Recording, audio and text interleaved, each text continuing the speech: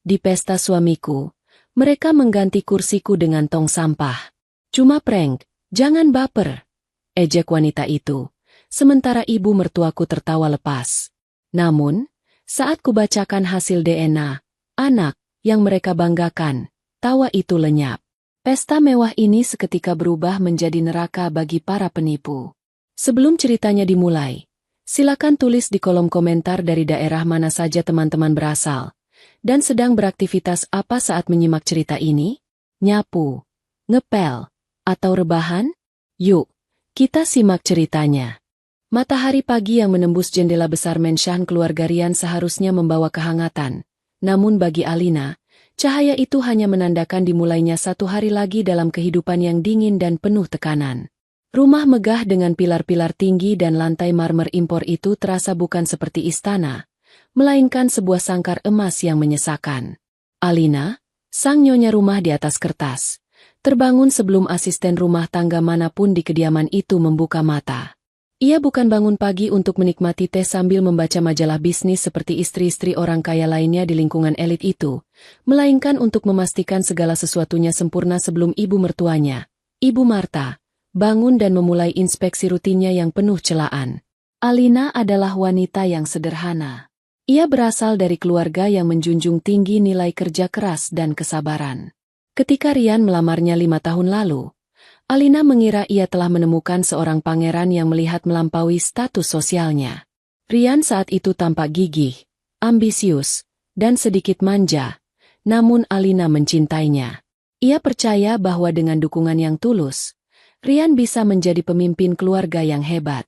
Namun, keyakinan itu terkikis hari demi hari setelah mereka menikah dan tinggal di bawah satu atap dengan Ibu Marta. Pagi itu, seperti ratusan pagi sebelumnya, Alina sudah berada di dapur pada pukul 5 pagi.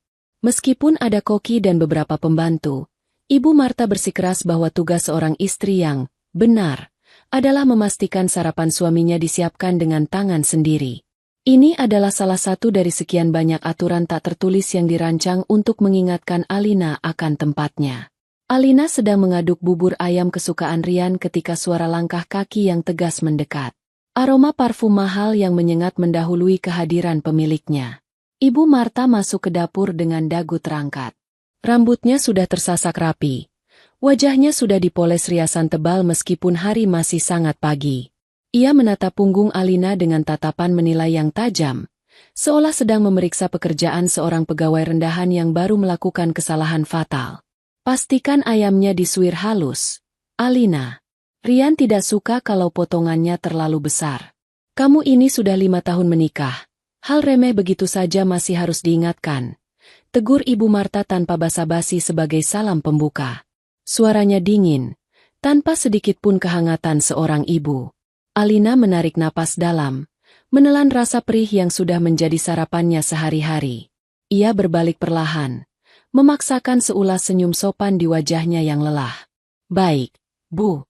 Ini sudah saya pastikan halus seperti biasanya. Ibu Marta mendengus, berjalan mendekati kompor dan menjulurkan lehernya untuk melihat ke dalam panci, seolah tak percaya pada ucapan menantunya. Saya hanya memastikan. Kamu kan terbiasa dengan makanan warung.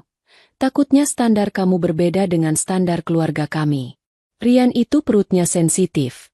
Tidak bisa sembarangan makan makanan kelas bawah.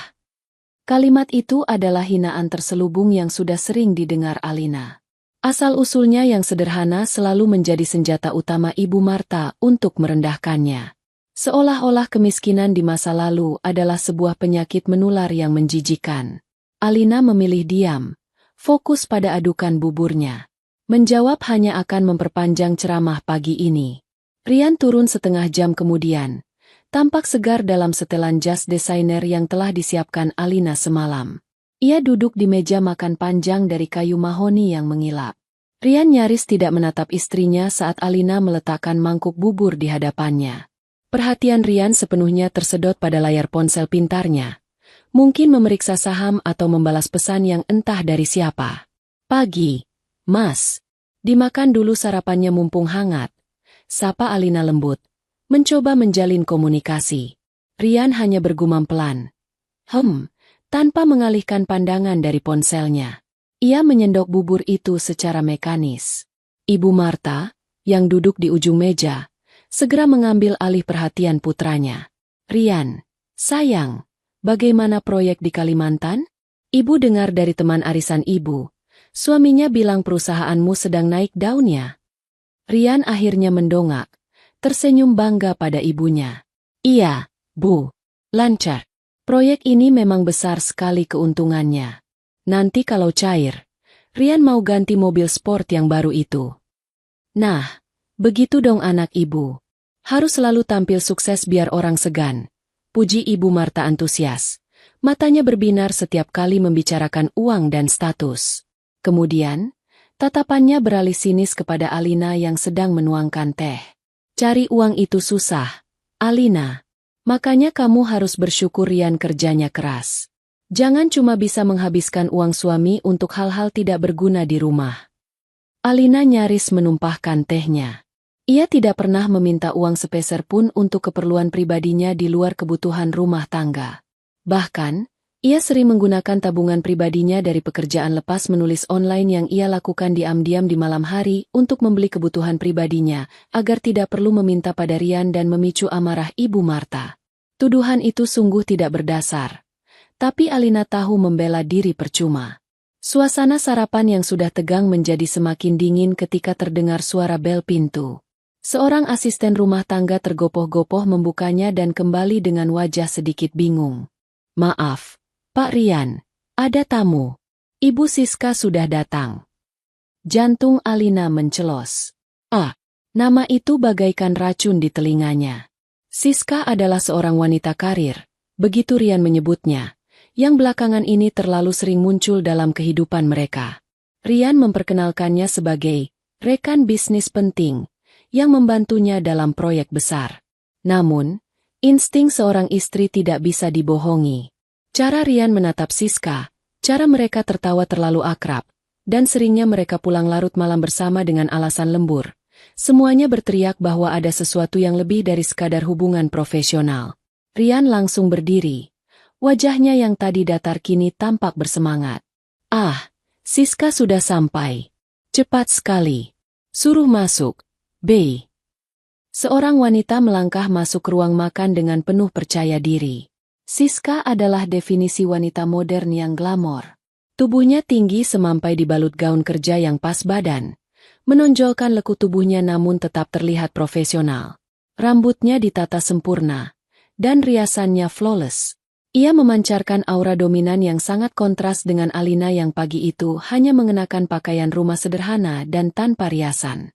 Selamat pagi, semua. Sapa Siska dengan suara merdu yang dibuat-buat. Senyum manis tersungging di bibirnya. Matanya langsung tertuju pada Rian, mengabaikan Alina sepenuhnya. Maaf mengganggu sarapannya. Rian, berkas yang kemarin ketinggalan di mobilku. Sekalian aku mampir mau ngajak berangkat bareng ke lokasi meeting. Oh, tidak apa-apa, Siska. Ayo duduk dulu, minum teh sebentar. Ajak Rian antusias, menarik kursi di sebelahnya, kursi yang seharusnya untuk Alina jika ia tidak sibuk melayani. Ibu Marta tampak sumringah melihat kedatangan Siska. Ia bahkan berdiri sedikit untuk menyambutnya. Nak Siska, ayo duduk. Wah, pagi-pagi sudah cantik dan semangat sekali. Ini baru wanita hebat. Tidak seperti... Ibu Marta melirik sinis ke arah Alina yang masih berdiri memegang teko teh, membiarkan kalimatnya menggantung penuh arti. Siska duduk dengan anggun, menyilangkan kakinya. Ia menatap Alina sekilas dengan pandangan merendahkan, seolah Alina adalah salah satu pelayan di rumah itu. Terima kasih, Bu Marta. Biasalah, Bu, tuntutan pekerjaan. Kalau mau sukses kan tidak boleh malas-malasan di rumah saja. Alina merasakan dadanya sesak. Sindiran demi sindiran itu menghujamnya tanpa ampun. Ia meletakkan teko teh dengan tangan sedikit gemetar. Kehadiran Siska di pagi hari, di meja makan mereka, terasa seperti sebuah invasi terang-terangan. Mau minum apa, Mbak Siska? Teh atau kopi? Tanya Alina, berusaha tetap menjaga sopan santun sebagai tuan rumah, meskipun hatinya bergejolak. Siska menoleh sedikit. seolah baru menyadari keberadaan Alina. "Oh, kopi hitam saja, tapi jangan terlalu kental. Gulanya sedikit saja, saya sedang jaga badan." Perintah itu terdengar sangat natural, seakan Alina memang pelayannya. Alina kembali ke dapur untuk membuat kopi. Dari kejauhan, ia mendengar percakapan mereka yang akrab. Rian tertawa lepas menanggapi lelucon Siska, jenis tawa yang sudah lama tidak Alina dengar saat bersamanya. Ibu Marta pun tampak sangat menikmati obrolan dengan Siska, memuji wawasan bisnisnya dan penampilannya yang selalu prima. "Kamu itu cocok sekali lo jadi pendamping pebisnis sukses, Siska," ujar Ibu Marta cukup keras hingga terdengar ke dapur. "Pintar, cantik, bisa diandalkan. Pria itu butuh wanita yang bisa mendukung karirnya, bukan yang cuma jadi beban pikiran." Alina mencengkeram gagang cangkir kopi erat-erat. Air matanya mendesak keluar, tapi ia menahannya sekuat tenaga. Ia tidak boleh menangis. Menangis berarti kalah. Menangis berarti membiarkan mereka menang. Selama 5 tahun ini, ia telah belajar membangun tembok di sekeliling hatinya. Ia bertahan demi janji pernikahannya, demi harapan bahwa Rian akan berubah, dan demi membuktikan bahwa ia bukan wanita lemah seperti yang mereka pikirkan.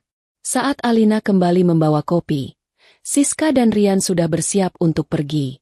Rian meneguk kopinya dengan terburu-buru. "Kita berangkat sekarang ya, Siska. Nanti telat," kata Rian. Ia menoleh sekilas pada ibunya dan mencium pipinya. "Rian berangkat dulu, Bu." Lalu, tanpa menatap Alina, Rian berkata datar, "Aku berangkat. Nanti malam mungkin pulang telat lagi. Ada makan malam dengan klien." "Iya, hati-hati," jawab Alina pelan. Siska berdiri, merapikan roknya, lalu tersenyum penuh kemenangan pada Alina. "Duluan ya, Mbak Alina. Maaf pinjam suaminya dulu seharian." Kalimat itu diucapkan dengan nada bercanda, tapi sorot matanya jelas menunjukkan ejekan.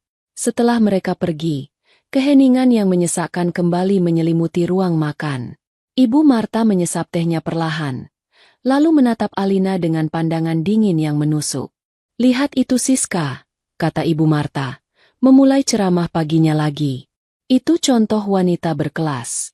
Dia tahu bagaimana membawa diri, tahu bagaimana menyenangkan laki-laki, dan yang paling penting, dia produktif. Tidak seperti kamu." Alina diam saja, mulai membereskan piring kotor bekas Rian. "Kamu itu sudah 5 tahun menikah. Alina, apa yang sudah kamu berikan untuk keluarga ini? Harta tidak bawa, karir tidak punya, melayani suami pun setengah hati. Dan yang paling parah." Suara Ibu Marta meninggi, jarinya menunjuk ke arah perut Alina. "Kamu mandul. Sampai sekarang kamu tidak bisa memberikan cucu untuk saya, penerus untuk keluarga ini. Apa gunanya Rian menikahi kamu?" Kata-kata itu adalah pukulan terberat bagi Alina. Masalah keturunan adalah luka yang paling dalam di hatinya. Mereka sudah mencoba berbagai cara, tapi hasilnya nihil.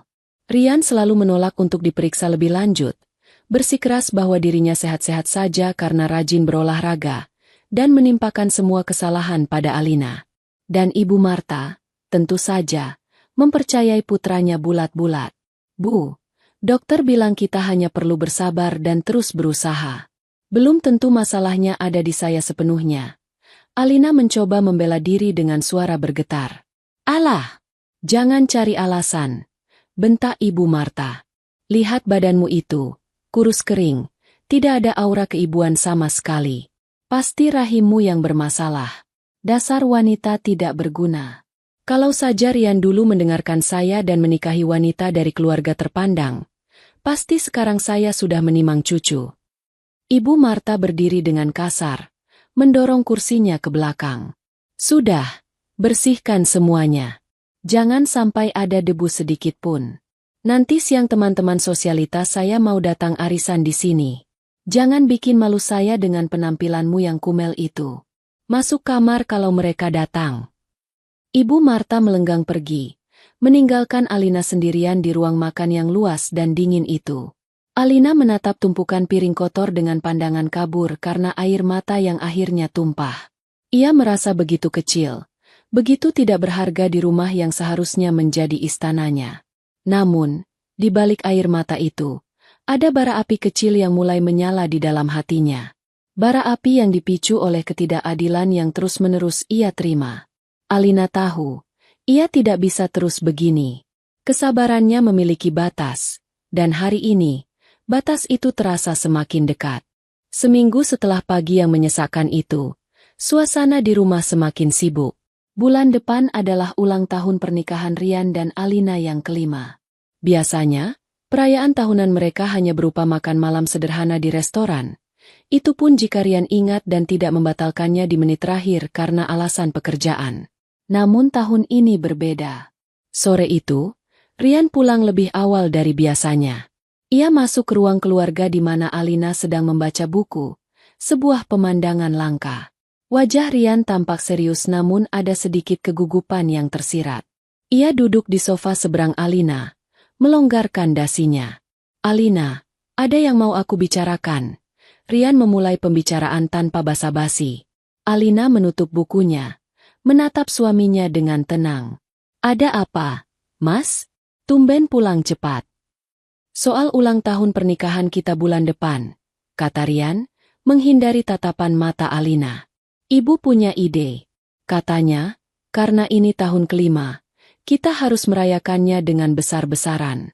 Pesta meriah di ballroom hotel, mengundang semua kolega bisnis, teman-teman ibu, dan kerabat." Alina sedikit terkejut. "Pesta besar? Itu sangat tidak seperti mereka." "Pesta? Tapi Mas, bukankah itu terlalu berlebihan? Kita kan biasanya." Rian memotongnya dengan cepat. Nada suaranya sedikit defensif. "Ini bukan cuma soal kita, Alina. Ini soal citra keluarga dan bisnis. Ibu bilang, ini kesempatan bagus untuk menunjukkan pada semua orang bahwa kita sukses dan bahagia. Banyak klien potensial yang akan datang. Ini investasi untuk jaringan bisnisku." Alina menghela napas dalam hati.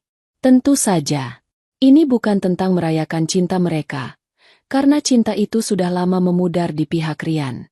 Ini tentang pamer. Ini tentang memenuhi ego Ibu Marta dan memoles citra Rian di depan rekan bisnisnya. Alina hanya akan menjadi aksesori pelengkap di pesta itu.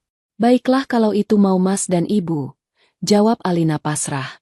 Ia tahu percuma mendebat. "Apa yang perlu aku siapkan? Aku bisa mulai mencari vendor catering atau dekorasi." "Tidak perlu," sela Rian lagi. "Ibu sudah mengurus semuanya. Dan Siska juga membantu. Dia kan punya banyak koneksi event organizer bagus dan seleranya juga oke. Ibu lebih percaya pada mereka untuk urusan konsep pesta," katanya biar terlihat berkelas internasional. Hati Alina mencelos lagi. Pesta pernikahan mereka sendiri pun diatur oleh orang lain, dan sekarang, perayaan 5 tahun pernikahan mereka justru diurus oleh ibu mertuanya dan selingkuhan suaminya. Ironi yang begitu pahit hingga rasanya ingin tertawa. Alina dikesampingkan total dalam perayaan yang seharusnya tentang dirinya dan Rian. "Oh, begitu. Jadi aku tidak perlu melakukan apa-apa?" tanya Alina dengan nada hambar. "Ya, kamu tinggal datang saja nanti," jawab Rian enteng, sudah kembali menatap ponselnya. "Oh ya, Ibu pesan, untuk gaun, kamu tidak usah beli yang aneh-aneh. Pakai saja yang sudah ada, atau nanti Ibu yang pilihkan," katanya supaya tidak salah kostum. Lagi-lagi kontrol penuh. Bahkan untuk apa yang ia kenakan di pestanya sendiri, Alina tidak punya hak suara. Hari-hari menuju pesta itu bagaikan mimpi buruk yang berjalan lambat. Rumah mereka berubah menjadi markas besar perencanaan pesta. Siska semakin sering datang, kali ini dengan alasan meeting persiapan pesta. Ia dan Ibu Marta duduk berjam-jam di ruang tamu, dikelilingi katalog dekorasi, contoh kain, dan daftar menu, tertawa-tawa sambil membahas detail acara. Alina seringkali hanya bisa melihat dari jauh, atau lebih parahnya, disuruh membawakan mereka minuman dan camilan seperti pelayan. Setiap kali Alina mencoba memberikan masukan, misalnya tentang pilihan bunga atau warna tema, Ibu Marta dan Siska akan langsung menolaknya dengan halus namun merendahkan. Aduh, Alina, warna itu sudah ketinggalan zaman sekali. Deso, komentar Ibu Marta saat Alina menyarankan warna pastel yang lembut. Kita ini mau pesta mewah, harus warna yang elegan dan tegas. Emas dan merah marun, itu baru berkelas. Siska setuju kan? Iya, Bu Marta benar sekali. Timpal Siska dengan senyum manis yang palsu. Mbak Alina mungkin kurang update tren pesta masa kini ya. Serahkan saja pada kami, Mbak, dijamin hasilnya spektakuler. Alina hanya bisa menelan kekecewaan. Ia merasa semakin terasing di rumahnya sendiri, terasing dari suaminya, dan terasing dari hidupnya sendiri. Ia seperti penonton yang menyaksikan sebuah drama di mana ia seharusnya menjadi pemeran utama. Namun naskahnya telah diubah total oleh orang lain. Hari pesta pun tiba. Ballroom Hotel Bintang 5 di pusat kota telah disulap menjadi ruangan yang luar biasa mewah. Lampu kristal bergantungan, ribuan bunga segar menghiasi setiap sudut, dan meja-meja bundar ditata dengan peralatan makan perak yang berkilauan. Semuanya memancarkan kekayaan dan kemewahan, persis seperti yang diinginkan Ibu Marta. Alina tiba di hotel lebih awal. Bukan untuk bersiap-siap dengan tenang di kamar suite seperti yang dilakukan Siska dan Ibu Marta, melainkan karena Ibu Marta menyuruhnya untuk mengawasi persiapan akhir di ballroom. Kamu cek lagi itu cateringnya. Pastikan makanannya hangat dan jumlahnya cukup. Jangan sampai kita malu karena makanan kurang. Perintah Ibu Marta melalui telepon dengan nada ketus saat Alina baru saja sampai di lobi hotel. Alina, yang mengenakan gaun panjang sederhana berwarna biru tua, pilihan Ibu Marta yang katanya sopan dan tidak mencolok, akhirnya menghabiskan 1 jam pertama di area belakang panggung dan dapur, memastikan para staf hotel bekerja dengan benar. Ia merasa konyol. Ia adalah nyonya rumah, yang merayakan ulang tahun pernikahannya, tapi ia malah bekerja seperti manajer lapangan. Beberapa staf hotel bahkan sempat mengiramnya sebagai koordinator acara, bukan istri dari pemilik acara. Saat tamu undangan mulai berdatangan, Alina masih sibuk di dekat pintu masuk area servis, memastikan alur keluar masuk pelayan lancar. Ia bisa melihat Rian berdiri di depan pintu masuk utama ballroom, tampak gagah dengan tuxedo hitamnya, menyalami para tamu penting dengan senyum lebar. Di sampingnya, bukan Alina, melainkan Ibu Marta yang tampil glamor dengan kebaya penuh payet, dan tak jauh dari mereka, Siska berdiri. Siska malam itu tampil luar biasa memukau. Ia mengenakan gaun malam berwarna merah menyala dengan potongan yang berani, memamerkan punggungnya yang mulus dan lekuk tubuhnya yang sempurna. Rambutnya disanggul modern, dan perhiasan berlian berkilauan di leher dan telinganya. Ia tampak seperti ratu pesta yang sesungguhnya, mendampingi Rian menyambut tamu, tertawa renyah pada lelucon para kolega bisnis Rian. Banyak tamu yang tidak mengenal Alina secara pribadi mungkin akan mengira Siska adalah istri Rian. Alina akhirnya berhasil melepaskan diri dari tugas pengawasannya dan berjalan menuju area utama ballroom. Ia merasa canggung dan kecil di tengah kemegahan itu. Gaunnya yang sederhana terasa semakin kusam di bawah sorotan lampu gantung yang terang benderang, terutama jika dibandingkan dengan penampilan Siska yang cetar. Beberapa tamu menatapnya sekilas dengan pandangan bertanya-tanya. Mungkin bingung siapa wanita berpakaian sederhana ini yang berjalan sendirian. Acara dimulai dengan pidato pembukaan dari MC kondang yang disewa mahal. Kemudian, Rian dan Ibu Marta dipanggil ke atas panggung untuk memberikan sambutan. Alina tetap berdiri di pinggir ruangan, di dekat salah satu pilar besar. Tidak ada yang memanggilnya untuk naik. Ibu Marta mengambil mikrofon. Wajahnya berseri-seri penuh kebanggaan. Selamat malam para hadirin yang terhormat. Terima kasih telah hadir di malam yang istimewa ini. Malam ini kita merayakan 5 tahun perjalanan putra saya tercinta, Rian, dalam membangun rumah tangganya. Meskipun Ibu Marta berhenti sejenak, memberikan jeda yang dramatis. Perjalanan ini tidak selalu mulus dan belum sempurna karena masih ada kekurangan di sana-sini. Mata Ibu Marta sekilas melirik ke arah di mana Alina berdiri, membuat beberapa tamu yang paham situasi ikut menoleh dan berbisik-bisik. Wajah Alina terasa panas. Ia tahu, kekurangan yang dimaksud adalah dirinya dan ketidakmampuannya memberikan cucu. Tapi, lanjut Ibu Marta dengan nada yang tiba-tiba berubah ceria. Malam ini saya punya kabar gembira yang luar biasa. Sebuah kejutan yang menjadi kado terindah bagi keluarga kami di perayaan ini. Ini adalah berkah yang sudah lama kami nantikan. Ibu Marta melambai ke arah Siska yang berdiri di dekat panggung. Siska, sayang, naiklah ke sini. Siska berjalan naik ke panggung dengan anggun, diiringi tepuk tangan sopan dari para tamu yang penasaran. Ia berdiri di samping Rian, tersenyum malu-malu yang terlihat sangat palsu di mata Alina. Rian tampak sedikit gugup tapi juga bangga. Ia merangkul pinggang Siska di depan ratusan pasang mata. Para hadirin, seru Ibu Marta dengan suara bergetar karena emosi yang dibuat-buat. Dengan penuh sukacita saya umumkan bahwa doa kami akhirnya terjawab. Sebentar lagi, keluarga kami akan menyambut anggota baru. Siska saat ini sedang mengandung pewaris keluarga kami, anak dari putra saya, Rian. Gemuruh tepuk tangan dan seruan kaget memenuhi ruangan. Para tamu undangan, yang sebagian besar adalah kolega bisnis yang tahu betapa pentingnya penerus dalam keluarga kaya, memberikan selamat dengan antusias. Mereka tidak peduli, atau pura-pura tidak tahu, bahwa Siska bukanlah istri sah Rian. Bagi mereka, yang penting adalah Rian telah membuktikan kejantanannya dan kelangsungan dinasti bisnisnya terjamin. Dunia Alina serasa berhenti berputar. Ia berdiri mematung di dekat pilar. Napasnya tercekat. Pengumuman itu bagaikan petir di siang bolong. Meskipun ia sudah mencurigai hubungan mereka, mendengar kehamilan Siska diumumkan secara terbuka di pesta ulang tahun pernikahannya sendiri, adalah tingkat kekejaman yang tak terbayangkan. Ia melihat Rian di panggung, tersenyum lebar sambil mengelus perut Siska yang masih rata. Pemandangan itu meremukan hatinya menjadi kepingan-kepingan kecil. Siska mengambil mikrofon. Air mata buaya menggenang di pelupuk matanya. Terima kasih semuanya. Ini adalah anugerah yang luar biasa.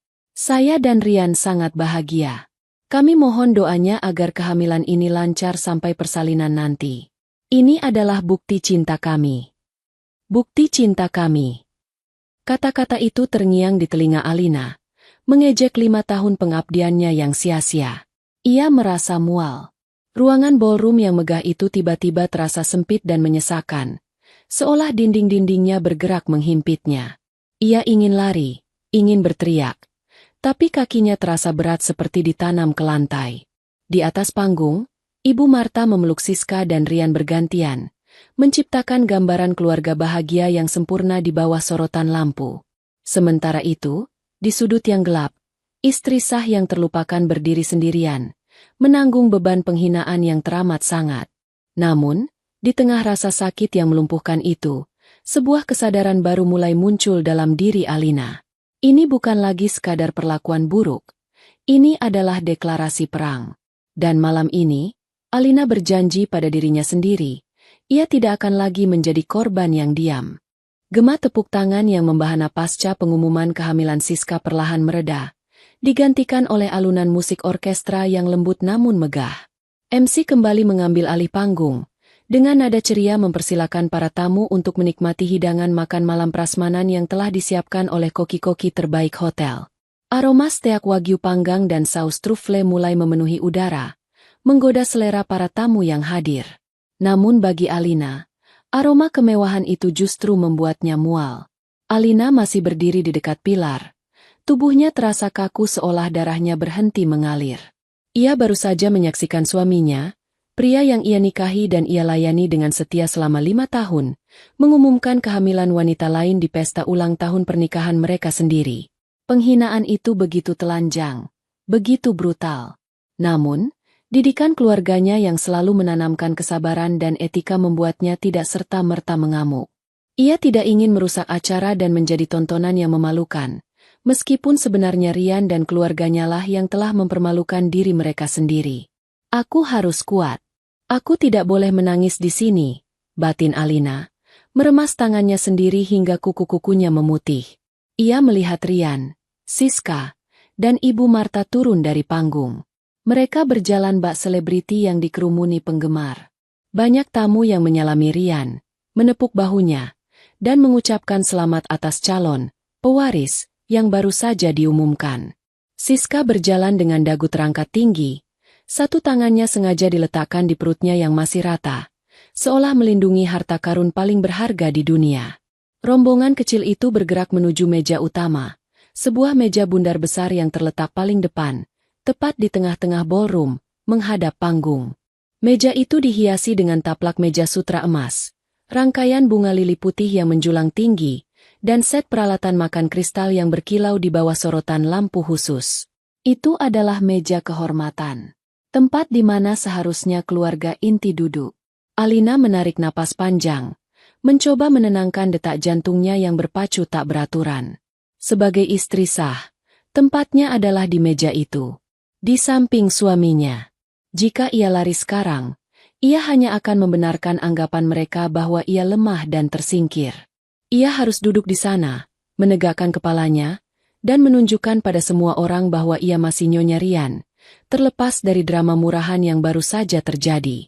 Dengan langkah gemetar namun dipaksakan tegap, Alina mulai berjalan membelah kerumunan tamu menuju meja utama.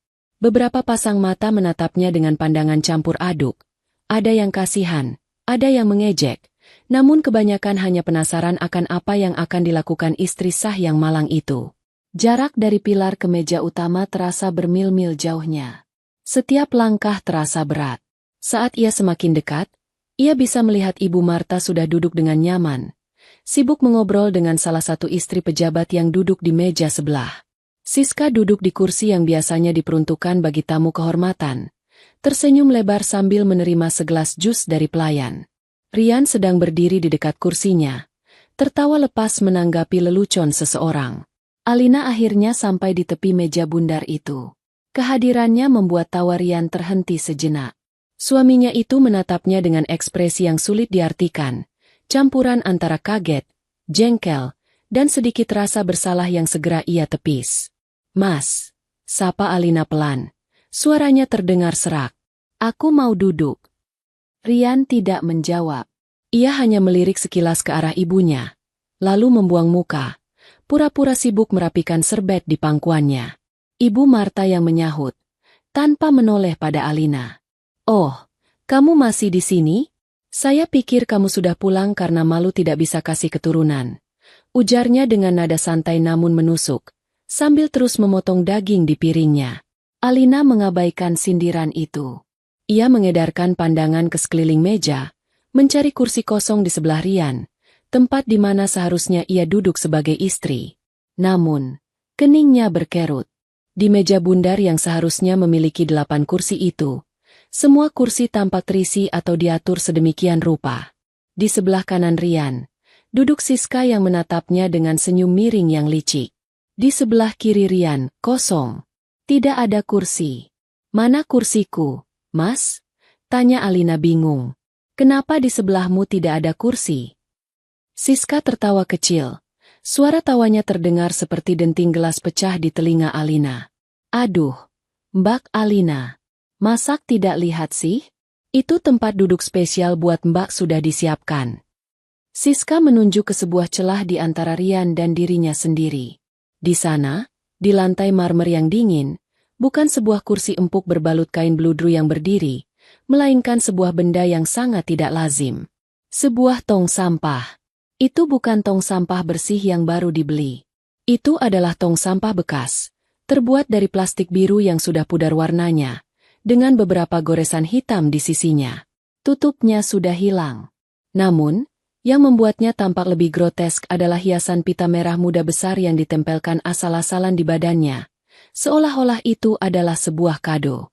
Dan di bagian depan tong sampah itu, tertempel selembar kertas karton putih dengan tulisan tangan spidol hitam yang besar dan kasar. "Tempat duduk istri mandul." Dunia Alina seketika hening. Suara musik, denting piring, dan percakapan orang-orang di sekitarnya seolah tersedot ke dalam kehampaan. Matanya terpaku pada benda hina itu. Otaknya berjuang keras untuk memproses apa yang sedang dilihatnya. Apakah ini mimpi buruk? Apakah ini halusinasi? Ini nyata. Bau samar sampah busuk yang menguar dari tong itu menyadarkannya bahwa ini adalah kenyataan. Mereka benar-benar mengganti kursi VIP-nya dengan tong sampah bekas di tengah pesta mewah yang dihadiri ratusan orang penting.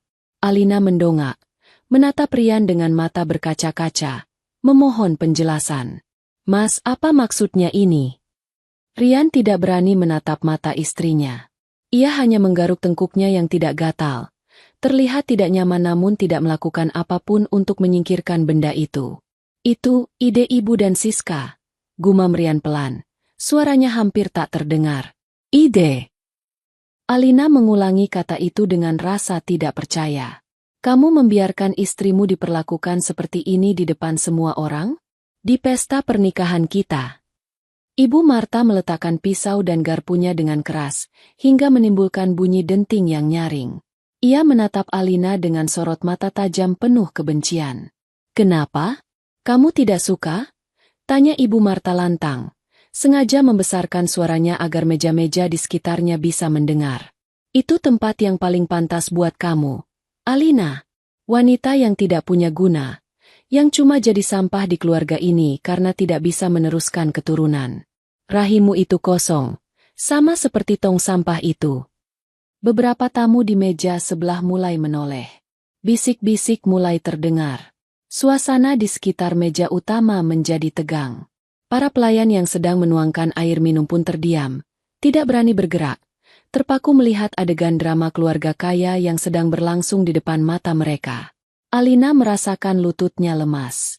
Penghinaan ini jauh melampaui batas kemanusiaan. Mereka tidak hanya mengkhianatinya, mereka ingin menghancurkan harga dirinya sampai ke titik nol. Mereka ingin menelanjanginya, membuatnya merasa sebagai makhluk paling nista di muka bumi. Kalian jahat. Desis Alina. Air mata mulai menetes satu persatu membasahi pipinya. Aku ini manusia, Bu. Aku istrimu. Mas. Bagaimana kalian bisa sekejam ini? Siska mencondongkan tubuhnya ke depan, menatap Alina dengan wajah pura-pura prihatin yang sangat menjijikan. Jangan baper dong, Mbak. Kita kan cuma mau realistis. Di keluarga ini, yang dihargai itu yang berkontribusi. Saya bawa calon cucu, jadi saya duduk di kursi ratu. Mbak bawa apa? Cuma bawa badan dan nasib sial. Jadi ya tempatnya disesuaikan. Alina berdiri kaku di sana, dikepung oleh tatapan-tatapan yang menghakimi. Ia merasa seperti hewan sirkus yang sedang dipermainkan. Ia melihat ke sekeliling ballroom. Ratusan orang berpakaian indah, memegang gelas sampanye, menikmati pesta, sementara ia, sang tuan rumah, berdiri di hadapan sebuah tong sampah yang ditujukan untuknya. Ironi itu begitu tajam hingga rasanya mengiris ulu hatinya. Di pesta ulang tahun pernikahannya yang kelima, hadiah yang ia terima dari suaminya bukanlah kalung berlian atau perjalanan romantis, melainkan sebuah tong sampah dengan label, mandul. Rasa dingin merayap dari ujung kakinya naik ke kepala. Ia ingin berteriak, ingin membalikan meja itu, ingin menampar wajah Siska yang tersenyum penuh kemenangan.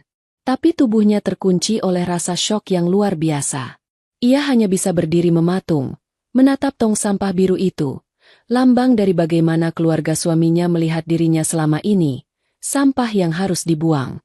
Keheningan tegang yang sempat menyelimuti meja utama pecah ketika Siska tak mampu lagi menahan rasa puasnya, menyemburkan tawa. Hahaha, aduh, lihat mukanya Mbak Alina. Pucat banget kayak mayat. Seru Siska sambil memegangi perutnya. Seolah-olah ia baru saja melihat komedi paling lucu sedunia. Bu Marta, ide ibu benar-benar jenius. Lihat ekspresinya, priceless banget. Ibu Marta pun ikut tertawa.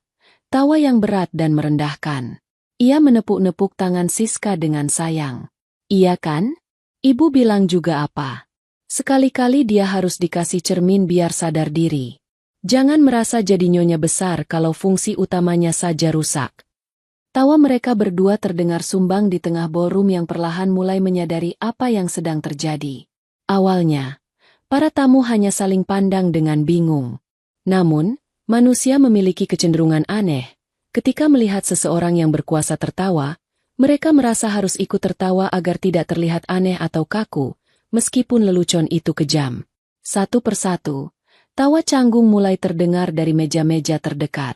Rekan-rekan bisnis Rian, yang mungkin takut menyinggung perasaan tuan rumah, mulai ikut terkekeh, meski mata mereka memancarkan rasa tidak nyaman. Beberapa wanita sosialita teman arisan Ibu Marta bahkan tertawa lepas, menikmati penderitaan Alina sebagai hiburan malam itu. Lucu ya, kreatif banget kado anniversary-nya. Celetuk salah satu tamu di meja sebelah, entah menyindir atau benar-benar tidak punya empati. Namun, yang paling menyakitkan bagi Alina bukanlah tawa Siska atau Ibu Marta, melainkan reaksi Rian. Suaminya itu, yang sempat terlihat ragu sejenak, kini melihat reaksi positif dari ibunya dan Siska. Wajahnya perlahan rileks. Ia mengambil mikrofon yang tergeletak di meja, berdiri, dan tersenyum lebar ke arah para tamu, seolah sedang memandu acara permainan. Tes. Tes. Suara Rian menggema di seluruh ruangan melalui pengeras suara, menarik perhatian seluruh tamu, bahkan mereka yang duduk di sudut terjauh. Rian merangkul bahu Alina yang masih mematung, sebuah gestur yang terlihat akrab namun terasa seperti cengkeraman besi bagi Alina. Hadirin sekalian, tenang, tenang, jangan kaget, ini semua cuma prank. Rian tertawa, tawa yang dibuat-buat dan keras. Istri saya ini orangnya memang terlalu serius. Jadi di ulang tahun pernikahan yang kelima ini, kami sekeluarga ingin kasih kejutan yang memorable. Biar nggak kaku-kaku amat pestanya. Ya kan, sayang? Rian menepuk bahu Alina agak keras, mencoba memaksanya untuk ikut tersenyum. Ayo dong, Alina, senyum. Jangan cemberut gitu. Nanti tamu-tamu mikir kita lagi berantem beneran. Ini kan cuma lelucon. Just a joke. Jangan baper, jangan lebay. Kata, baper, dan lebay, itu menghantam telinga Alina lebih keras daripada tamparan fisik. Perasaannya divalidasi sebagai sesuatu yang berlebihan. Rasa sakitnya dianggap sebagai lelucon. Penghinaan terhadap harga dirinya dianggap sebagai hiburan. Benar itu, seru Ibu Marta. Suaranya melengking. Zaman sekarang orang dikit-dikit tersinggung. Padahal maksud kita baik. Buat lucu-lucuan. Lagian, tong sampah itu kan ada pitanya. Cantik kan? Paslah sama kamu. Di sudut-sudut ruangan, kilatan lampu flash mulai terlihat. Banyak tamu, terutama yang muda-muda, mulai mengeluarkan ponsel mereka. Mereka merekam kejadian itu. Alina bisa membayangkan caption yang akan mereka tulis di media sosial. Prank istri di pesta mewah, drama keluarga sultan, atau istri sah kena mental. Ia akan menjadi viral. Ia akan menjadi bahan tertawaan satu negara. Rian melihat para tamu yang merekam dan justru semakin bersemangat. Ia merasa menjadi pusat perhatian. Egonya melambung. Ia merasa berhasil mengendalikan situasi. Nah, karena kursinya cuma itu, sementara duduk di situ dulu ya, sayang. Ujar Rian tanpa rasa bersalah sedikit pun, menunjuk ke arah tong sampah. Anggap saja kursi tahta sementara. Nanti kalau Siska sudah capek berdiri, baru kamu boleh duduk di kursi beneran. Siska kan lagi hamil, harus diprioritaskan. Kamu kan ya, kamu kuatlah, orang gak bawa beban apa-apa di perut. Siska terkikik geli. Iya, Mbak, duduk aja. Itung-itung latihan merendah. Siapa tahu dengan duduk di dekat sampah, Mbak jadi sadar kalau selama ini Mbak cuma jadi parasit di hidup Mas Rian. Alina menatap wajah Rian. Wajah yang dulu ia cintai. Wajah yang dulu menatapnya dengan lembut saat mengucapkan janji suci pernikahan. Kini, wajah itu tampak asing. Tidak ada cinta di sana. Tidak ada rasa hormat. Hanya ada keangkuhan, kebodohan, dan kekejaman yang bersembunyi di balik topeng. Candaan. Rian bukan lagi suaminya. Pria di hadapannya ini adalah monster yang dibentuk oleh ibunya dan egonya sendiri. Ayo, duduk. Desak Ibu Marta tidak sabar. Jangan bikin malu dengan berdiri terus di situ kayak patung. Hormati suami kamu. Tekanan itu begitu besar. Ratusan mata menatapnya, menunggu ia hancur, menunggu ia menangis histeris dan lari keluar ruangan. Memberikan mereka akhir yang dramatis untuk tontonan malam ini. Tapi, Sesuatu terjadi di dalam diri Alina. Saat ia melihat seringai Siska, tawa Ibu Marta, dan wajah tak peduli Rian, rasa sedih yang tadi meluap-luap tiba-tiba surut. Menguap begitu saja, digantikan oleh sesuatu yang jauh lebih dingin dan keras. Hatinya yang hancur perlahan membeku, membentuk lapisan es yang tajam. Air matanya berhenti mengalir. Tangannya yang tadi gemetar kini terkepal kuat di samping tubuhnya. Namun bukan karena marah, melainkan karena tekad. Rasa takut dan malunya lenyap. Terbakar habis oleh api kemarahan yang tenang namun mematikan. Selama 5 tahun ia diam. Selama 5 tahun ia mengalah.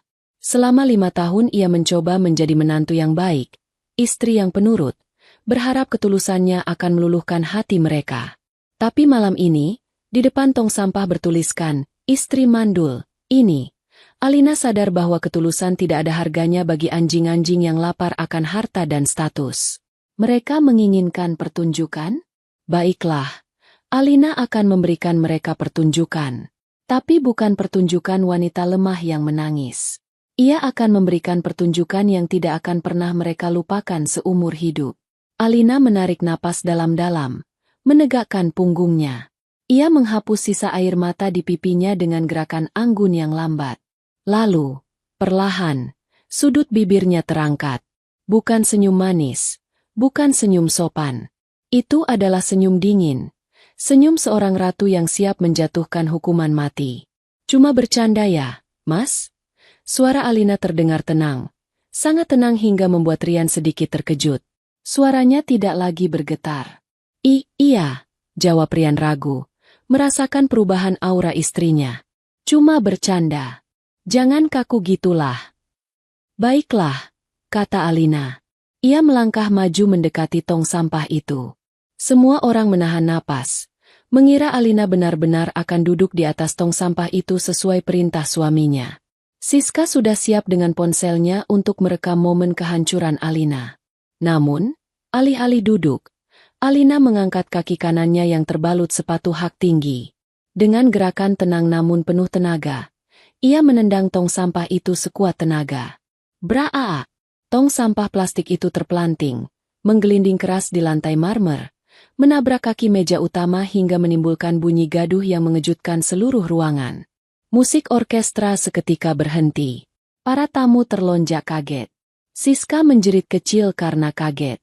Ibu Marta melotot. Mulutnya ternganga. Rian mundur selangkah. Matanya membelalak tak percaya. Alina tidak berhenti. Ia menatap Rian tepat di manik matanya. Tatapan yang tajam bak pisau bedah.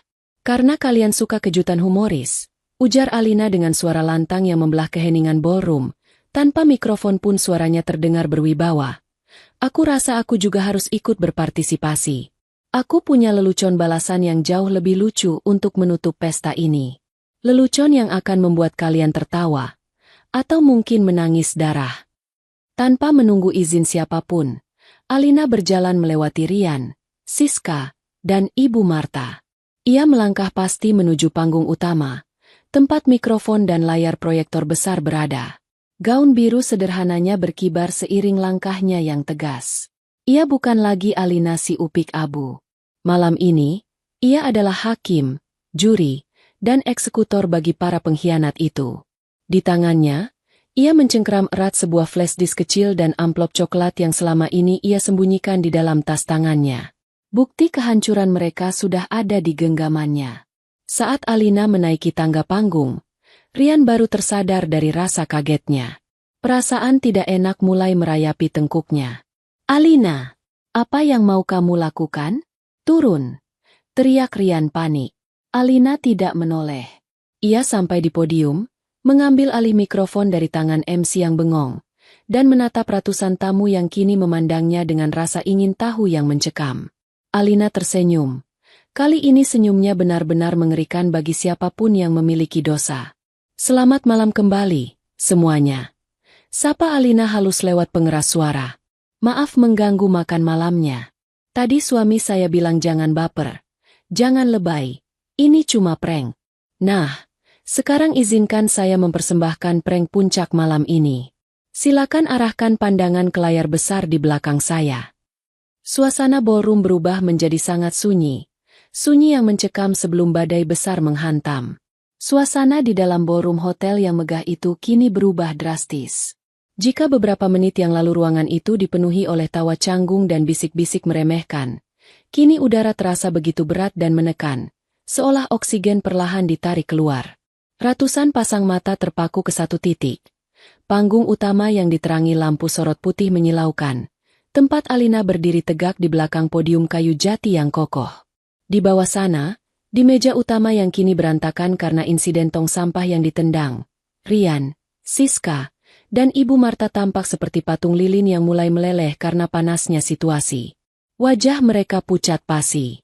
Rian, yang tadinya begitu percaya diri dengan mikrofon di tangan, kini tampak kehilangan kata-kata. Ia setengah berdiri. Satu kakinya sudah melangkah keluar dari meja seolah hendak berlari menuju panggung untuk menghentikan istrinya, namun langkahnya tertahan. Ada sesuatu dalam sorot mata Alina malam ini yang belum pernah ia lihat sebelumnya. Sebuah ancaman dingin yang mematikan. Alina.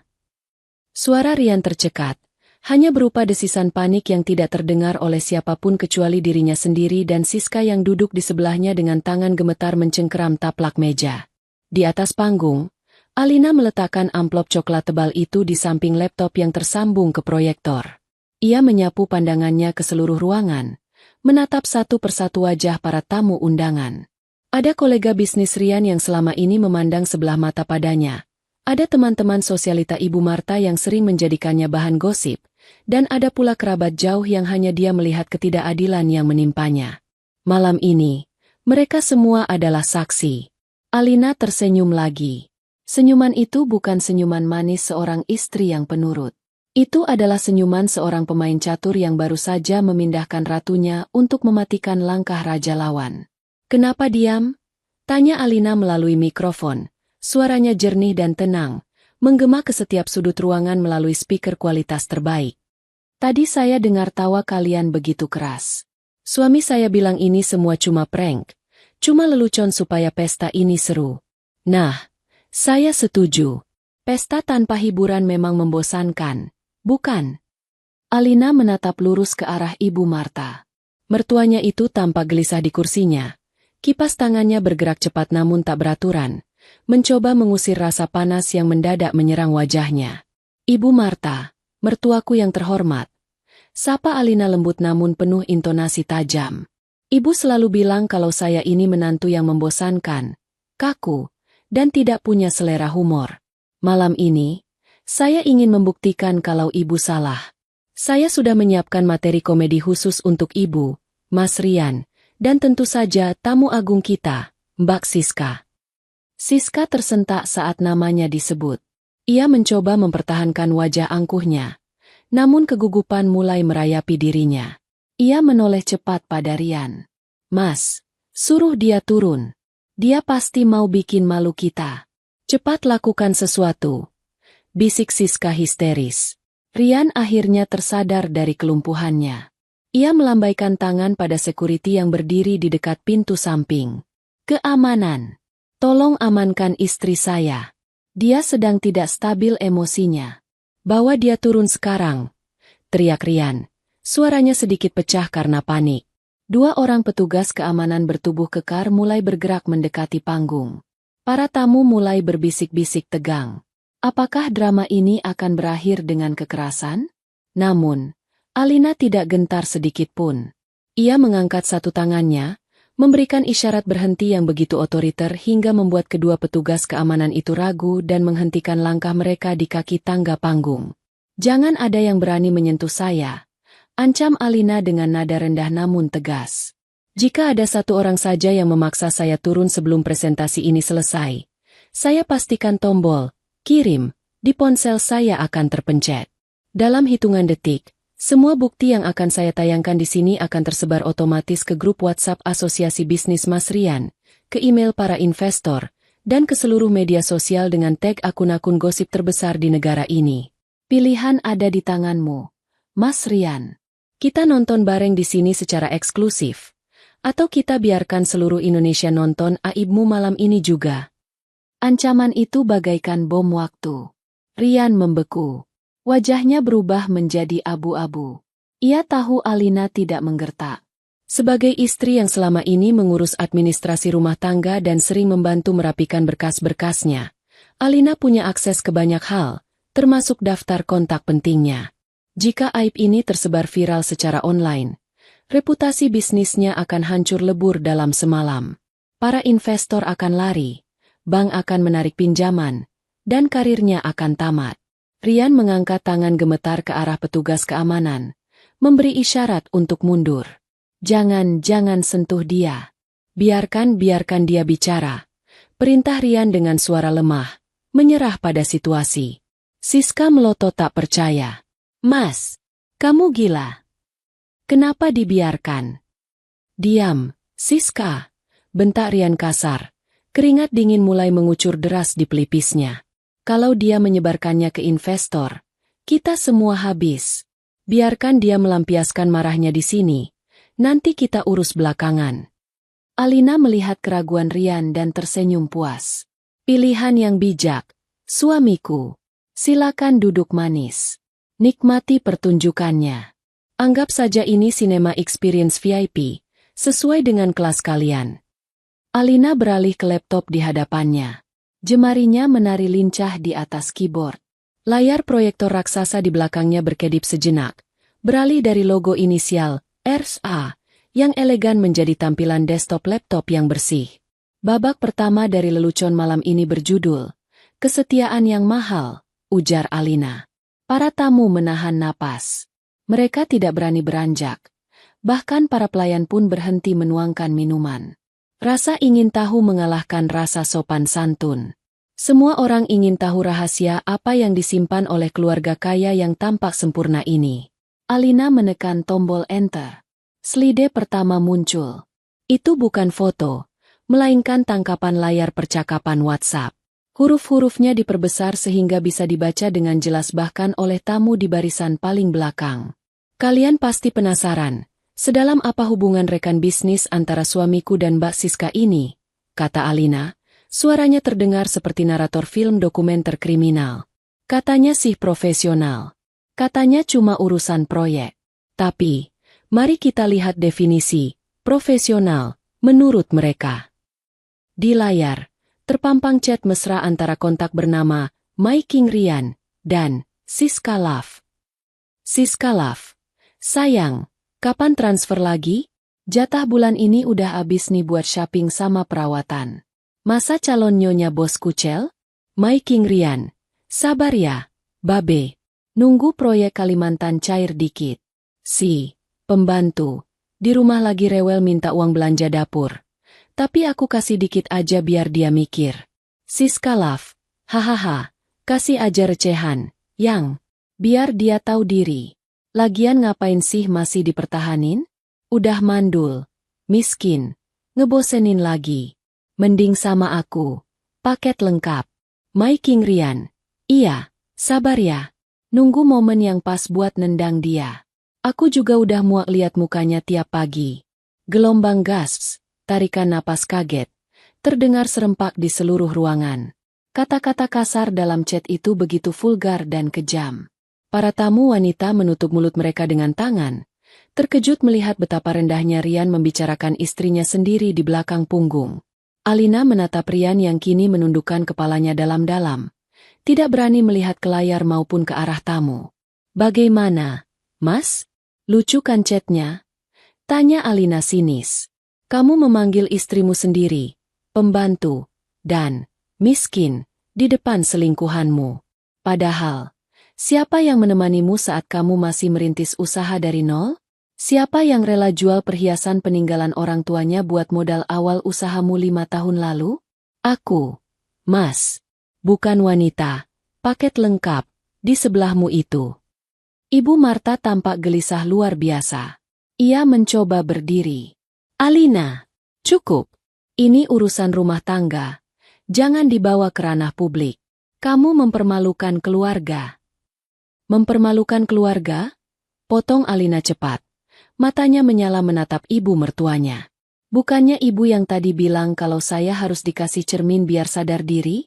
Ini cerminnya, Bu. Cermin besar beresolusi 4K biar ibu bisa lihat borok anak dan menantu kesayangan ibu. Dan ngomong-ngomong soal ibu, lanjut Alina, jarinya menekan tombol next pada pointer. Siska ini manis sekali ya kalau di depan ibu. Suka memuji, suka membawakan kue. Tapi, apa ibu tahu apa yang dia bicarakan tentang ibu di belakang? Slide berganti. Tangkapan layar baru muncul.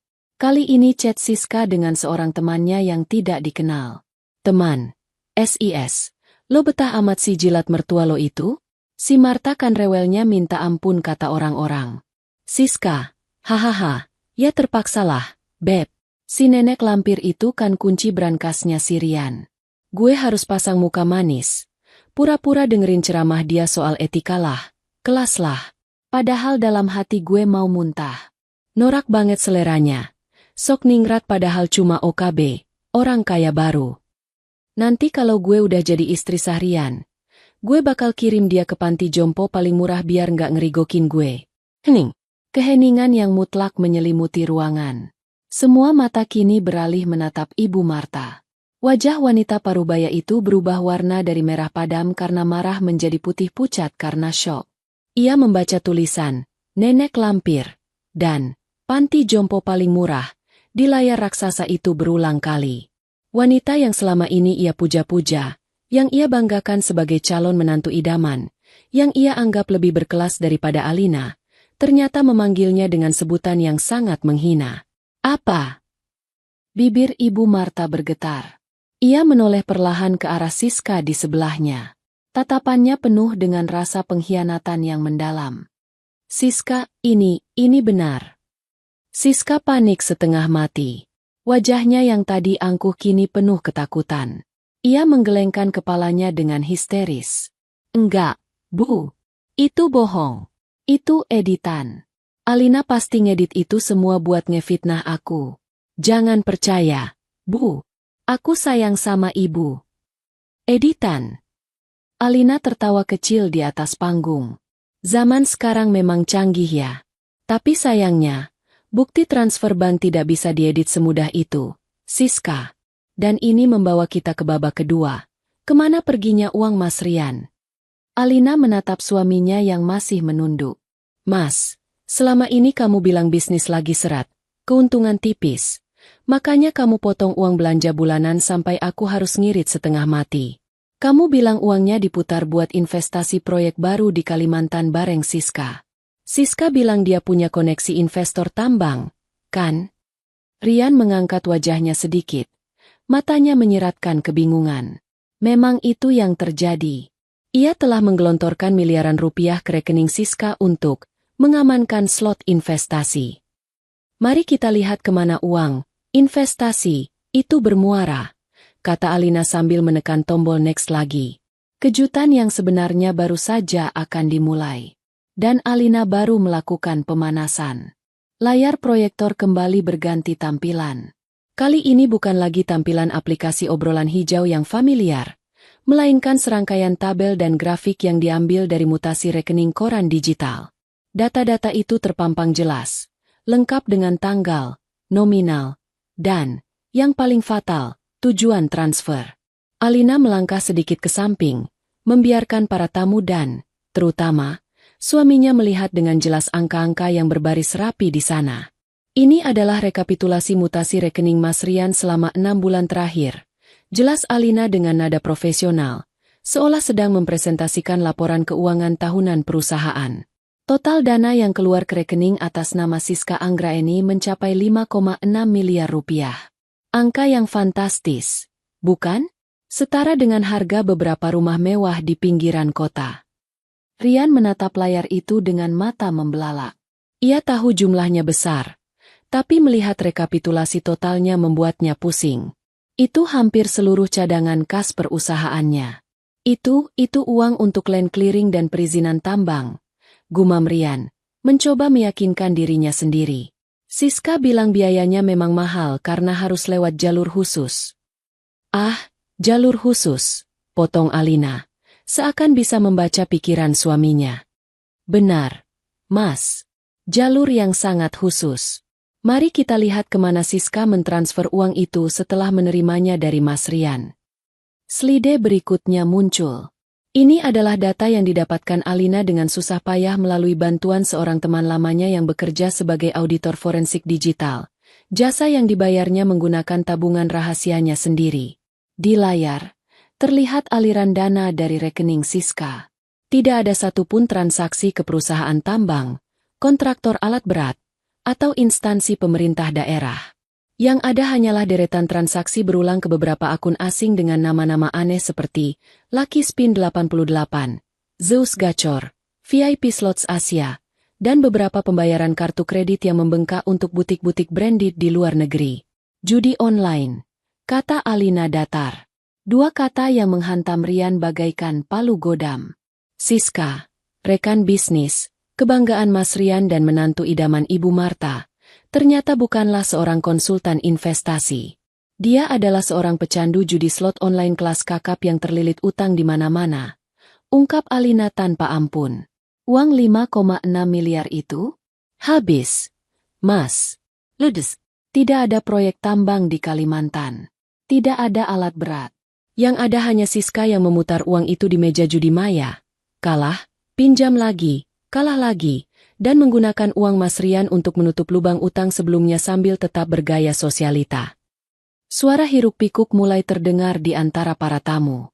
Beberapa rekan bisnis Rian tampak panik, segera mengeluarkan ponsel mereka. Mereka yang juga pernah diajak Rian untuk ikut berinvestasi, lewat Siska kini menyadari bahwa uang mereka mungkin juga telah raib. Rian, apa benar ini? Teriak salah satu kolega bisnis Rian dari meja tengah. Berdiri dengan wajah merah padam. Saya setor 200 juta minggu lalu ke kamu buat proyek ini. Jangan bilang uang saya juga dipakai buat judi perempuan itu. Rian gelagapan. Ia menoleh ke arah Siska dengan tatapan horor. Siska, jelaskan ini. Kamu bilang uangnya sudah masuk ke dinas pertambangan. Kamu tunjukkan bukti kwitansinya padaku. Siska gemetar hebat. Ia tidak bisa lagi menyembunyikan kepanikannya. Kwitansi yang ia tunjukkan pada Rian selama ini hanyalah hasil editan Photoshop murahan yang ia buat di warnet. Mas, dengerin aku dulu itu datanya salah. Alina pasti meretas ban. Itu ilegal. Pekik Siska, mencoba mencari kambing hitam. Data bank tidak bisa berbohong. Siska, sela Alina tajam. Dan kalau itu belum cukup, lihat ini. Alina menekan tombol lagi. Muncul sebuah foto dokumen tagihan utang dari beberapa aplikasi pinjaman online, pinjol, dan rentenir atas nama Siska, dengan jumlah tunggakan yang membuat siapapun yang melihatnya sesak napas. Calon menantu kaya raya? Cibir Alina, menatap Ibu Marta yang kini tampak seperti orang yang terkena stroke ringan. Bu, wanita yang ibu banggakan ini sebenarnya dikejar-kejar debt collector. Dia mendekati Rian bukan karena cinta, tapi karena dia butuh sapi perah untuk membayar utang judinya yang menumpuk. Dan keluarga kita, atau lebih tepatnya keluarga ibu, adalah target empuknya karena ibu begitu silau dengan penampilan luarnya yang palsu. Ibu Marta memegangi dadanya. Napasnya tersengal-sengal. Bayangan tentang kekayaan, status sosial, dan menantu berkelas yang selama ini ia agung-agungkan hancur berkeping-keping di depan matanya. Ia telah menghina Alina, menantu yang hemat dan setia, demi seorang penipu yang telah menguras harta anaknya. Dasar penipu, teriak Ibu Marta tiba-tiba. Tenaganya entah datang dari mana. Ia menyambar gelas air di depannya dan menyiramkannya ke wajah Siska. Kamu bohongi saya. Kamu bilang kamu anak pengusaha batu bara. Kamu bilang kamu punya pulau pribadi. Siska menjerit saat air dingin membasahi wajah dan gaun mahalnya, melunturkan makeup tebalnya hingga ia terlihat seperti badut yang menyedihkan. Bu, jangan gitu dong. Saya bisa jelaskan. Rian, tolong aku. Rian mundur menjauh dari Siska seolah wanita itu mengidap penyakit menular. Ia merasa bodoh. Sangat bodoh. Ia telah mengkhianati istri yang tulus demi seorang wanita yang hanya melihatnya sebagai mesin ATM berjalan. Namun, Alina belum selesai. Ia melihat drama di meja utama itu dengan tatapan dingin. Kehancuran finansial dan sosial mereka sudah tercapai. Tapi masih ada satu hal lagi. Hal yang paling menyakitkan bagi seorang wanita. Hal yang dijadikan senjata utama mereka untuk melukai Alina. Kehamilan. Tunggu sebentar. Suara Alina kembali menggelegar. Menghentikan keributan di meja utama. Jangan bertengkar dulu. Kita masih punya satu topik lagi. Topik yang paling kalian banggakan tadi. Puaris. Alina menatap perut rata Siska. Kehamilan emas Siska. Cucu yang didambakan Ibu Marta. Anak yang membuat Mas Rian merasa jantan dan bangga. Rian menatap Alina. Ada secercah harapan di matanya. Mungkin setidaknya anaknya nyata? Meskipun Siska penipu uang. Kalau dia benar-benar hamil anak Rian, mungkin masih ada sedikit harapan? Tadi kalian bilang saya mandul, kata Alina. Suaranya sedikit merendah. Terdengar lebih emosional namun tetap terkontrol. Kalian mengganti kursi saya dengan tong sampah karena saya tidak bisa memberi keturunan. Kalian merayakan kehamilan Siska di atas penderitaan saya. Alina mengambil sebuah map medis dari dalam tasnya dan mengangkatnya tinggi-tinggi. Siska memang hamil. Aku Alina. Siska tampak sedikit lega. Ya, dia memang hamil. Itu kartu as terakhirnya. Selama ada janin ini, Rian dan keluarganya tidak akan bisa membuangnya begitu saja. Tapi, lanjut Alina, dan satu kata itu membuat jantung Siska berhenti berdetak. Pertanyaannya adalah, siapa ayahnya? Apa maksudmu? Tanya Rian parau. Tentu saja itu anakku. Kami sudah berhubungan sejak 6 bulan lalu. Oh, ya, kalian memang berselingkuh, kata Alina jijik. Tapi Mas, apa kamu lupa kecelakaan mobil yang kamu alami setahun yang lalu? Kecelakaan yang membuatmu dirawat di rumah sakit selama 2 minggu. Rian mengerutkan kening. Apa hubungannya? Aku sembuh total. Tulangku sudah nyambung. Tulangmu memang sembuh, Mas. Tapi ada satu hal yang dokter sampaikan padamu waktu itu. Tapi kamu sembunyikan dari ibu karena kamu malu. Atau mungkin kamu sendiri menyangkal kenyataan itu dan lupa. Alina membuka map medis itu. Ini adalah salinan rekam medis Rian Andika dari rumah sakit pusat setahun yang lalu. Pasca kecelakaan, terjadi trauma pada organ reproduksi yang menyebabkan kondisi medis bernama azoospermia permanen. Alina menatap lurus ke mata suaminya. Artinya, Mas Rian mandul. Kamu tidak memiliki sel sperma sama sekali. No. Kamu tidak bisa menghamili wanita manapun secara alami sejak kecelakaan itu. Ruangan ballroom itu meledak.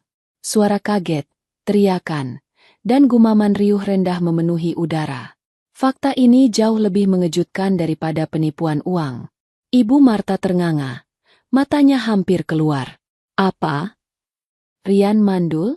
Jadi bukan Alina yang mandul. Selama ini ia menyalahkan Alina. Ia menghina Alina pagi, siang, dan malam. Ternyata, putranya sendirilah yang tidak bisa memberikan keturunan. Dan Rian tahu itu, atau setidaknya pernah diberitahu dokter.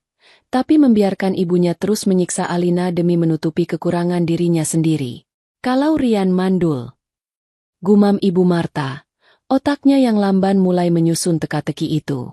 Ia menoleh perlahan ke arah perut Siska. Lalu, anak siapa itu? Alina tersenyum miring. Ia menekan tombol terakhir di laptopnya. Dan untuk melengkapinya, ini adalah hasil tes DNA prenatal non-invasif yang saya ambil dari sampel darah Siska saat dia check up di klinik teman saya minggu lalu. Saya diam-diam membandingkannya dengan DNA Mas Rian yang saya ambil dari sikat giginya. Di layar besar, hasil tes DNA itu muncul. 2 baris grafik yang tidak bertemu. Dan di bagian bawah, sebuah kesimpulan tertulis dengan huruf merah tebal. Probabilitas paternitas 0%, tidak cocok. Anak yang dikandung Siska, pewaris, yang kalian puji-puji, cucu, yang membuat Ibu Marta merasa di atas angin, sama sekali tidak memiliki darah daging Rian. Pungkas Alina dengan suara final.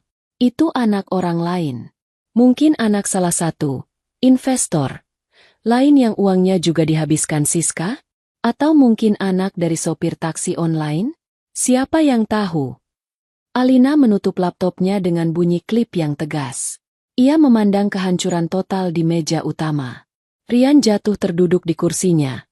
Jiwanya seolah melayang pergi. Uangnya habis.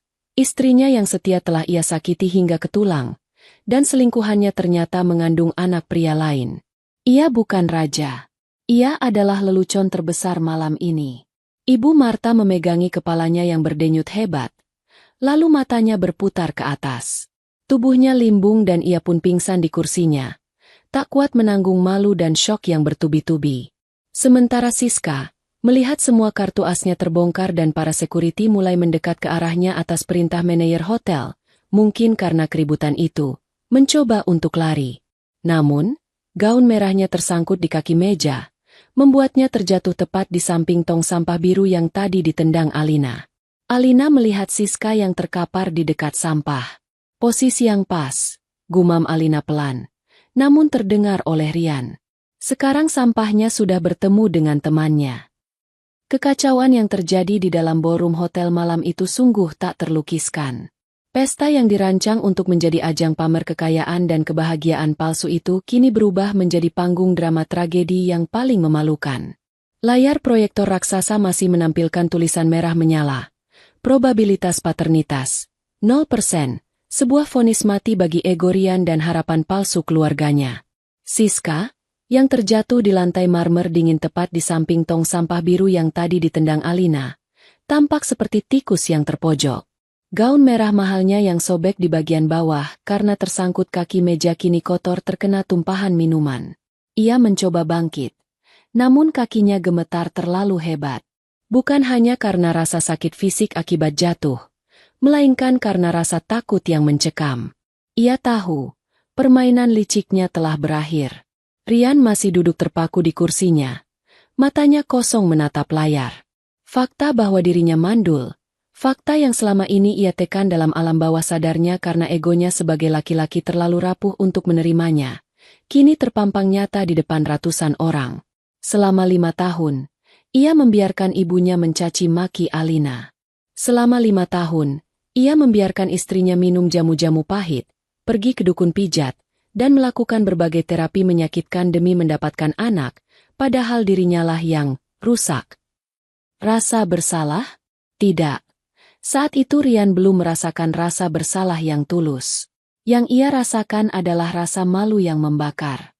Ia merasa ditelanjangi. Ia merasa kejantanannya diinjak-injak di depan kolega bisnis yang selama ini ia coba impresikan. Bohong. Desis Rian. Suaranya parau. Ia menoleh ke arah Siska yang masih terduduk di lantai. Katakan itu bohong. Siska. Katakan Alina memalsukan dokumen itu. Katakan anak itu anakku. Siska mendongak. Air mata buayanya sudah kering.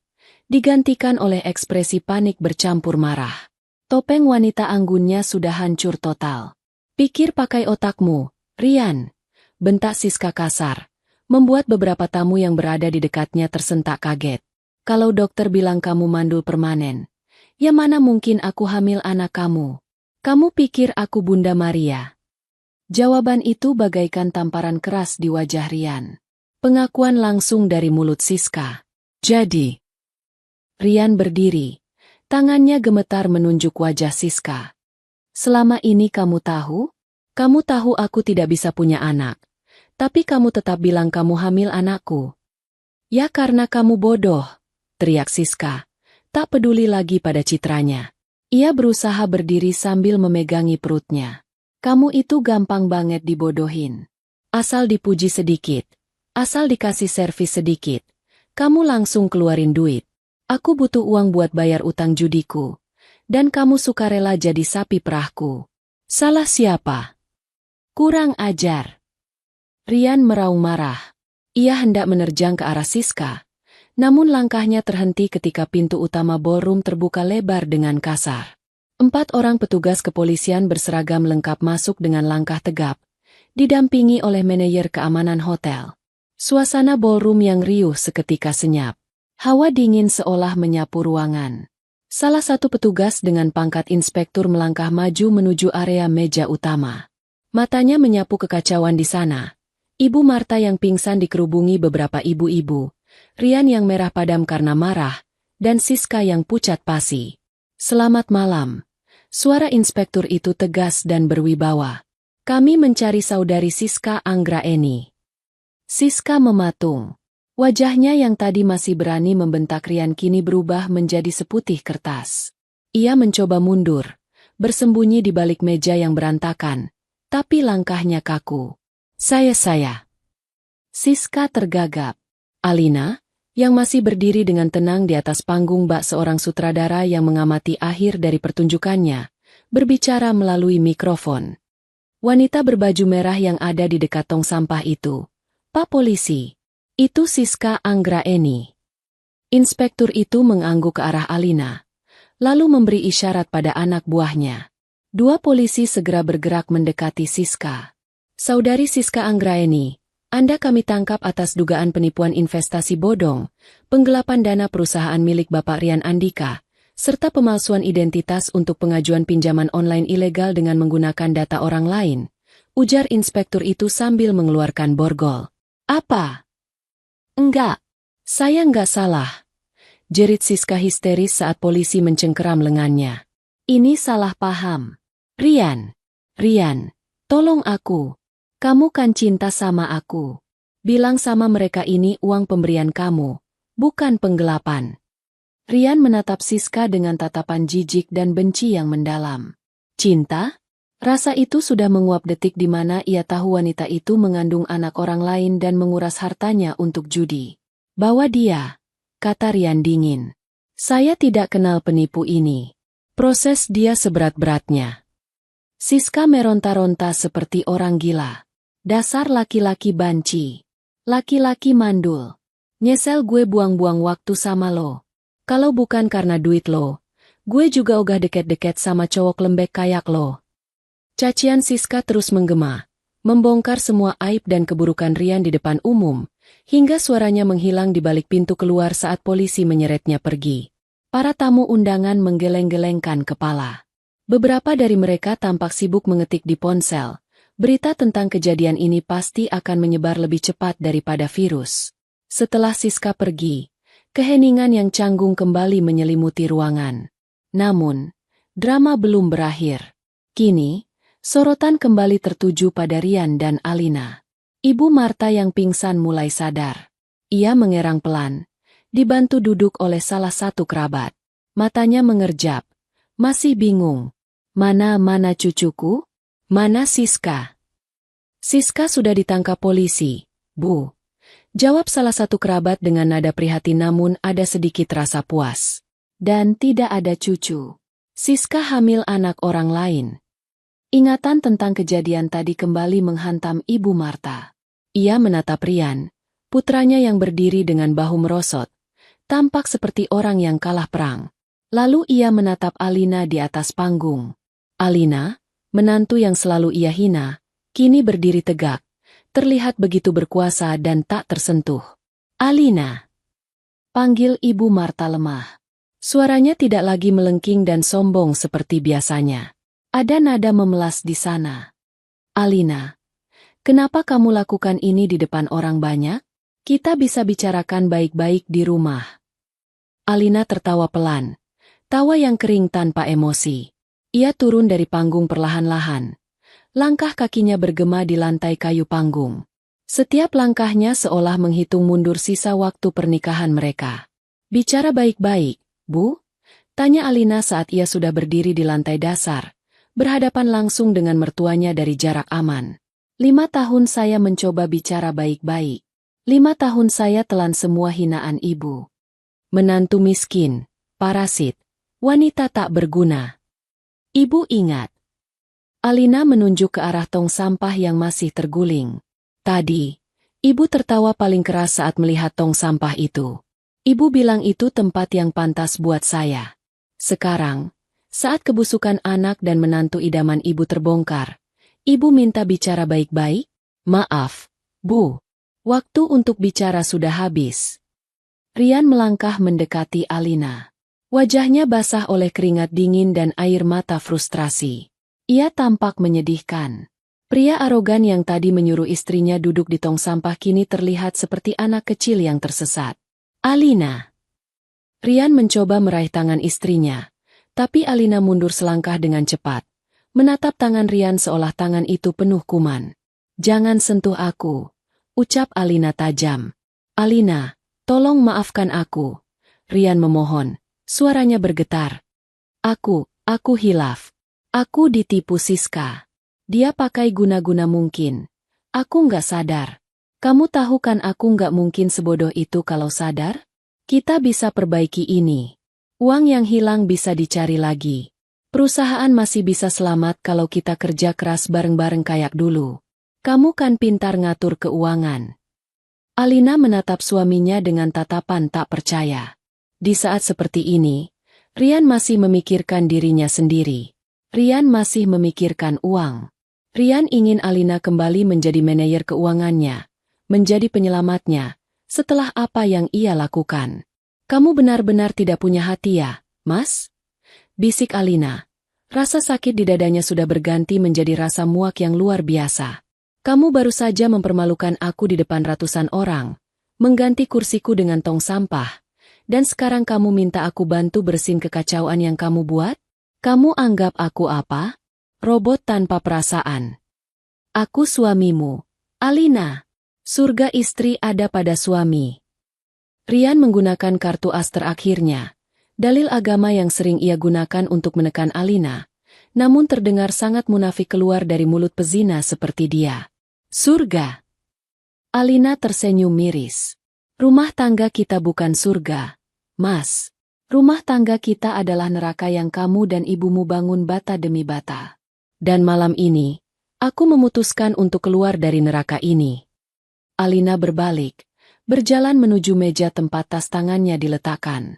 Ia mengambil sesuatu dari dalamnya. Bukan tisu, bukan dompet, tapi sebuah amplop putih panjang dengan kop surat pengadilan agama. Ia berjalan kembali ke hadapan Rian dan melemparkan amplop itu tepat ke dada suaminya. Itu gugatan cerai dariku. Sudah kutanda tangani seminggu yang lalu, kata Alina tegas. Rian menangkap amplop itu dengan tangan gemetar. Cerai? Enggak. Aku enggak mau cerai. Apa kata orang nanti? Bisnisku hancur. Istriku minta cerai. Alina, kamu enggak boleh egois. Egois? Alina menggelengkan kepala. Menyelamatkan diri sendiri dari kapal yang karam bukan egois. Mas, itu namanya bertahan hidup. Kamu dan ibumu silakan nikmati sisa-sisa pesta ini. Nikmati kebangkrutan kalian. Nikmati rasa malu kalian. Aku sudah selesai. Para tamu undangan hanya diam menonton. Tidak ada yang berani melerai. Mereka tahu, Rian pantas mendapatkan semua ini. Bahkan beberapa wanita menatap Alina dengan pandangan kagum. Keberanian Alina malam ini adalah sesuatu yang luar biasa. Alina merapikan gaunnya, mengangkat dagunya tinggi-tinggi. Ia tidak lagi merasa kecil. Ia tidak lagi merasa hina. Ia merasa ringan, seolah beban ribuan ton baru saja diangkat dari pundaknya. Musik orkestra sudah lama berhenti. Pelayan hotel berdiri kaku di pinggir ruangan. Bingung apakah harus membereskan piring atau membiarkan drama ini selesai.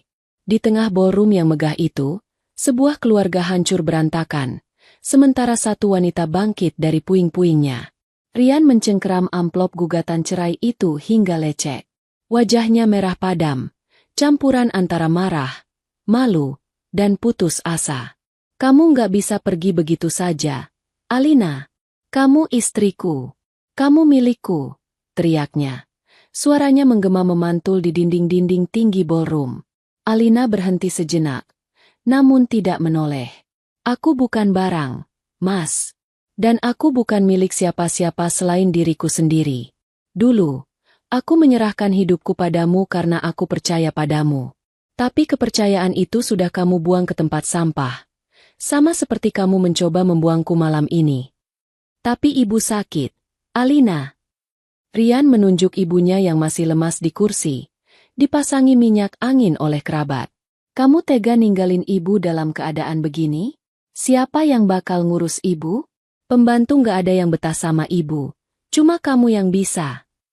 Alina menoleh sedikit, menatap Ibu Marta yang kini terlihat tua dan rapuh. Wajah angku itu hilang, digantikan oleh kerutan-kerutan ketakutan. Itu bukan tanggung jawabku lagi, jawab Alina dingin. Ibu Marta punya anak laki-laki kebanggaan, kan? Anak laki-laki yang katanya sukses, kaya raya, dan sempurna? Biar anak emasnya itu yang mengurus. Aku yakin Mas Rian bisa mengganti popok atau menyuapi ibunya sendiri. Sama seperti aku melakukannya 5 tahun ini tanpa pernah dihargai. Ibu Marta terisak pelan mendengar itu. Penyesalan datang terlambat, dan rasanya pahit sekali. Ia teringat betapa telatennya Alina merawatnya saat ia sakit demam berdarah tahun lalu. Sementara Rian sibuk, lembur, yang ternyata berselingkuh. Ia teringat bubur hangat buatan Alina, pijatan Alina di kakinya yang bengkak. Kini, ia sadar ia telah membuang berlian demi memungut kerikil tajam. Alina, maafkan ibu. Rintih Ibu Marta. Aku memaafkan ibu, kata Alina tulus, namun nadanya final. Aku memaafkan kalian berdua agar aku bisa hidup tenang tanpa dendam. Tapi memaafkan bukan berarti kembali. Pintu itu sudah tertutup, dikunci, dan kuncinya sudah kubuang. Alina kemudian melakukan satu hal terakhir. Ia mengangkat tangan kirinya, menatap cincin emas putih dengan berlian kecil yang melingkar di jari manisnya. Cincin pernikahan mereka. Dulu, cincin ini adalah simbol janji suci. Sekarang, cincin ini terasa seperti borgol yang mengekang kebebasannya. Dengan gerakan perlahan, Alina melepaskan cincin itu. Bekas lingkarannya terlihat pucat di kulit jarinya. Ia berjalan menuju tong sampah biru bertuliskan, tempat duduk istri mandul, yang masih tergeletak miring di lantai. Dengan tenang, ia menjatuhkan cincin itu ke dalam mulut tong sampah. Ting! Bunyi logam beradu dengan plastik terdengar kecil. Namun maknanya begitu besar. Sekarang tong sampah ini sudah ada isinya, ujar Alina lantang. Suaranya bergema penuh wibawa. Sampah bertemu sampah. Cincin dari pengkhianat. Di dalam tempat yang kalian siapkan untuk menghinaku. Ambillah kalau kamu mau, Mas. Jual saja buat bayar utang Siska. Alina. Rian meraung. Jatuh berlutut di lantai. Hancur sudah pertahanannya. Ia menangis meraung-raung seperti anak kecil yang kehilangan mainan. Tapi tidak ada simpati dari siapapun. Alina tidak melihat ke belakang lagi. Ia memutar tumitnya dan berjalan menuju pintu keluar ballroom. Langkahnya ringan, seirama dengan detak jantungnya yang kini berdegup tenang. Kerumunan tamu undangan secara otomatis membelah diri, memberikan jalan bagi Alina. Mereka menatapnya dengan rasa hormat. Tidak ada lagi tatapan meremehkan. Malam ini, Alina keluar sebagai pemenang. Saat Alina mencapai pintu kaca besar lobi hotel, udara malam kota yang segar menyambutnya. Angin malam menerpa wajahnya, menerbangkan rambutnya pelan. Ia menghirup napas dalam-dalam, merasakan oksigen memenuhi paru-parunya. Rasanya manis, rasa kebebasan. Sebuah taksi online yang sudah ia pesan sebelumnya berhenti tepat di depan lobi. Alina tersenyum pada sopir taksi yang membukakan pintu. Malam, Bu. Sesuai aplikasi ya? Menuju stasiun kereta? Tanya sopir itu ramah. Iya, Pak. Ke stasiun. Jawab Alina mantap. Ia masuk ke dalam mobil, meninggalkan kemewahan hotel yang mencekik itu di belakangnya. Ia meninggalkan Rian yang bangkrut dan hancur, Ibu Marta yang sakit-sakitan dan kehilangan kehormatan, serta Siska yang kini mendekam di kantor polisi. Di dalam taksi, Alina melihat keluar jendela. Lampu-lampu kota berkerlap-kerlip indah. Ia meraba perutnya yang rata. Mungkin ia memang belum dikaruniai anak, atau mungkin memang Tuhan menjaganya agar tidak memiliki anak dari pria seburuk Rian. Tapi satu hal yang pasti, ia masih punya dirinya sendiri. Ia punya tabungan rahasia, ia punya kemampuan menulis, dan ia punya harga diri yang baru saja ia rebut kembali. Ponselnya bergetar. Sebuah notifikasi berita online muncul di layarnya. Heboh! Pesta Crazy Rich berujung penangkapan penipu cantik dan drama tes DNA. Alina mematikan ponselnya. Ia tidak butuh validasi dari netizen. Kisah hidupnya yang baru, lembaran putih yang bersih. Baru saja dimulai hari ini. Dan kali ini, ia yang akan menjadi penulis skenarionya. Tanpa ada mertua jahat atau suami pengkhianat. Pak, bisa putar lagu yang semangat. Pinta Alina pada sopir taksi. Siap, Bu. Mobil taksi itu melaju membelah malam. Membawa Alina menuju masa depan yang jauh lebih cerah. Sementara di belakang sana, di dalam ballroom mewah, pesta neraka itu akhirnya usai. Meninggalkan para pengkhianat meratapi kehancuran yang mereka buat sendiri.